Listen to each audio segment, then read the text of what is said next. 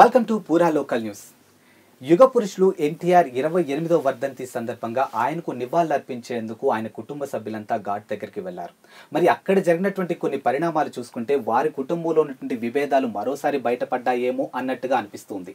So మరి దీని గురించి మాట్లాడడానికి మనతో పాటు ఉన్నారు మహేందర్. సో వారిని అడిగి మరిన్ని విషయాలు తెలుసుకుందాం.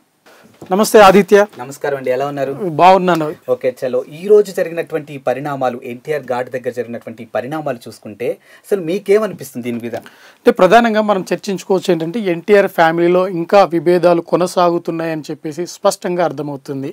అంటే అక్కడ బాలకృష్ణ వ్యవహరించిన తీరును చూస్తే ఖచ్చితంగా వారి మధ్యలో జూనియర్ ఎన్టీఆర్ కావచ్చు, బాలకృష్ణ కావచ్చు, వీరి ఇరువురి మధ్యలో విభేదాలు ఖచ్చితంగా స్పష్టంగా బయటపడ్డాయి.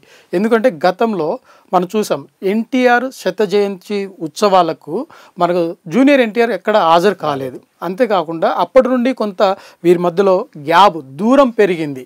కానీ ఈ 28వ వర్ధంతి రోజు ఎన్టీఆర్ ఘాట్ దగ్గర జరిగిన చోటు చేసుకున్న ఒక సంఘటన చూసినట్టయితే ఖచ్చితంగా వీరి ఇరువురి మధ్యలో విభేదాలు ఉన్నవి అని చెప్పేసి స్పష్టంగా అర్థమవుతుంది. అయితే జూనియర్ ఎన్టీఆర్ ఇండైరెక్ట్గా ఏపీలో వైఎస్ఆర్టీపీకి అంటే వైఎస్ఆర్ కాంగ్రెస్ పార్టీకి సపోర్ట్ చేసినట్లుగా గత కొన్ని రోజులుగా వార్తలు వినిపిస్తున్నాయి. అయితే మనకి ఈ నాని కూడా ఒక ఆసక్తికరమైన వ్యాఖ్యలు చేయడం జరిగింది. ఎందుకు పార్టీకి దూరంగా ఉంటున్నాడు, ఎందుకు జూనియర్ ఎన్టీఆర్ కుటుంబానికి దూరంగా ఉంటున్నాడు, ఎందుకు ఇంత పెద్ద కార్యక్రమంలో పార్టిసిపేట్ చేయలేదన్నది కూడా ప్రజల్లో కావచ్చు, అభిమానుల్లో కావచ్చు ఒక క్వశ్చన్ మార్క్గా మారింది. అయితే ఇప్పుడున్న పరిస్థితిలో ఈ బాలకృష్ణ వ్యవహరించిన తీరును చూస్తే ఖచ్చితంగా వారి ఇరువురి మధ్యలో బాబాయ్ అని చెప్పేసి ఆసక్తికరంగా పిలిపించుకున్నా, లేదంటే వాళ్ళిద్దరి మధ్యలో రక్త సంబంధం ఉన్నా కూడా ఈ వ్యాఖ్యలు ఫ్లెక్సీల విషయంలో వచ్చిన గొడవ అని చెప్పుకోవచ్చు. ఎందుకు బాలకృష్ణ అలా రియాక్ట్ కావాల్సి వచ్చిందంటే కుటుంబానికి దూరంగా ఉంటున్నాడు, ఏ కార్యక్రమంలో పార్టిసిపేట్ చేయడం లేదు, టీడీపీకి అనుకూలంగా ఉన్నాడా ప్రతికూలంగా ఉన్నాడా అన్నది ఒక క్వశ్చన్ మార్క్ అయితే స్పష్టంగా మనకు అర్థమవుతుంది. అండ్ ఈ ఫ్లెక్సీలకి సంబంధించిన గొడవకి బిఫోర్ చూసుకున్నట్టయితే ఇప్పుడు చాలా మంది మాట్లాడుతున్న అంశం ఏంటంటే చంద్రబాబు నాయుడు అరెస్ట్ చేసినప్పుడు తను జైల్లో ఉన్నప్పుడు జూనియర్ ఎన్టీఆర్ సపోర్ట్ చేయమని చాలామంది టీడీపీ నాయకులు కానీ లేకపోతే ఆయన ఫ్యాన్స్ కానీ అడిగినప్పుడు కూడా ఆయన ఎలా రియాక్ట్ అవ్వలేదు. కాబట్టి అది మనసులో పెట్టుకునే ఈరోజు బాలకృష్ణ ఎలా వ్యవహరించారు అని చాలామంది మాట్లాడుకుంటూ ఉన్నారు. ఇందులో అసలు ఎంతవరకు వాస్తవం ఉండొచ్చు? నిజానికి మనం గమనించవచ్చు, అంటే వాళ్ళ మానసికంగా వాళ్ళ ఇరువురి మధ్యలో వైర్యం ఉంది అని చెప్పేసి గతం నుండే మనకు కనిపిస్తుంది. ఎందుకు అంటే ఏ కార్యక్రమంలో పార్టిసిపేట్ చేయట్లే. జూనియర్ ఎన్టీఆర్ పార్టీకి కావచ్చు, ఫ్యామిలీ కావచ్చు చాలా దూరంగా ఉంటున్నాడు. తన వ్యవహార శైలి ఏంటో ఎక్కడ కూడా బయటపడలేదు. శత జయంతి ఉత్సవాలు కావచ్చు, చంద్రబాబు జైలుకి వెళ్ళినప్పుడు కావచ్చు ఎక్కడ కూడా తను బయటపడలేదు, ఎక్కడ కూడా స్పందించలేదు. దీని వెనకాల చాలామంది ఫ్యాన్స్ కావచ్చు, టీడీపీ కావచ్చు, లేదంటే ఎన్టీఆర్ బాలకృష్ణ అభిమానులు కావచ్చు చాలా వరకు ఎన్టీఆర్ స్పందిస్తే బాగుండేది అని ఒక ఆలోచన వచ్చింది. బహిరంగంగా కూడా అభిమానులు కోరారు. కానీ ఎక్కడ కూడా తను హైదరాబాద్లో లేడు, విదేశీ పర్యటనలో ఉన్నారు. చాలా మట్టుకు పార్టీకి కుటుంబానికి దూరంగా ఉన్నాడు. ఇందుకోసమే ఈ వ్యవహార శైలి ఇప్పుడు బయటకు వచ్చింది అని చెప్పేసి స్పష్టంగా మనకు అర్థమవుతుంది. ఇప్పుడు రాబోయే 2024 అసెంబ్లీ ఎలక్షన్స్ ఏవైతే ఉన్నాయో ఇప్పుడు జూనియర్ ఎన్టీఆర్ ఫ్యామిలీకి దూరంగా ఉంటున్నారు, ఎట్ ద సేమ్ టైం పార్టీకి కూడా ఫస్ట్ నుంచి కూడా ఆయన దూరంగానే ఉన్నారు. సో ఈ ఇంపాక్ట్ అనేది అక్కడ ఎంతవరకు ఉండొచ్చు అసలు ఆ ఎలక్షన్స్ మీద? ఖచ్చితంగా ఈసారి జూనియర్ ఎన్టీఆర్ ఎఫెక్ట్ ఏపీ ఎలక్షన్ల పైన 100% ఉంటుంది. గతంలో జూనియర్ ఎన్టీఆర్ ఎక్కడైతే ప్రచారం చేశాడో అప్పుడు కూడా చాలా ఎఫెక్టివ్గా పనిచేయడం జరిగింది. ఇప్పుడు తనకున్న అభిమానులు కావచ్చు, లేదంటే జూనియర్ ఎన్టీఆర్ ఆయన పోలికలను అంటే ఎన్టీఆర్ పోలికలు ఆయనకు ఉన్నాయి కాబట్టి అభిమానులు చాలా మట్టుకు ఆయనలో ఒక ఎన్టీఆర్ను చూసుకుంటున్నారు, ఒక యుగ పురుషుని చూసుకుంటున్నారు. ఖచ్చితంగా ఈసారి ఆయన టీడీపీకి సపోర్ట్ చేస్తారా, లేదు అంటే వైసీపీకి సపోర్ట్ చేస్తారా అని చెప్పేసి క్వశ్చన్ మార్క్ చాలా మందిలో ఉంది. ఆయన ఎవరికి సపోర్ట్ చేస్తారు, మరి సపోర్ట్ చేస్తే ఆ ఫలితాలు ఏ విధంగా ఉంటాయి అన్నది కూడా ఒక ఆసక్తికరమైన చర్చ కొనసాగుతుంది. ఖచ్చితంగా టీడీపీకి సపోర్ట్ చేయాలి, ఎందుకంటే తాత ప్రారంభించిన పార్టీ, లేదంటే బాబాయిలు కొనసాగించిన పార్టీ. ఇప్పుడు తాను కూడా డైరెక్ట్గా ఇండైరెక్ట్గా టీడీపీకి సపోర్ట్ చేయాలనే ఒక ఉద్దేశము ఇటు అభిమానుల్లో ఉంది, చంద్రబాబుకు ఉంది. కానీ చంద్రబాబు కావచ్చు, లోకేష్ కావచ్చు ఏ రోజు కూడా మరి జూనియర్ ఎన్టీఆర్ ఇంటికి వెళ్ళి కలిసిన దాఖలు లేవు. కాబట్టి ఇది చాలా ఎఫెక్ట్గా పనిచేసే అవకాశం ఉంది.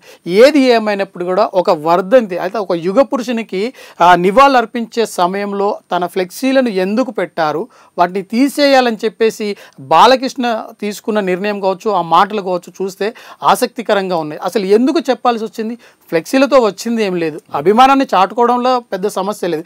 కానీ ఆ ఫ్లెక్సీ వల్ల తనకు వచ్చిన ఒరిగేది ఏం లేదు, తీసేయడం వల్ల ఒరిగేది ఏం లేదు.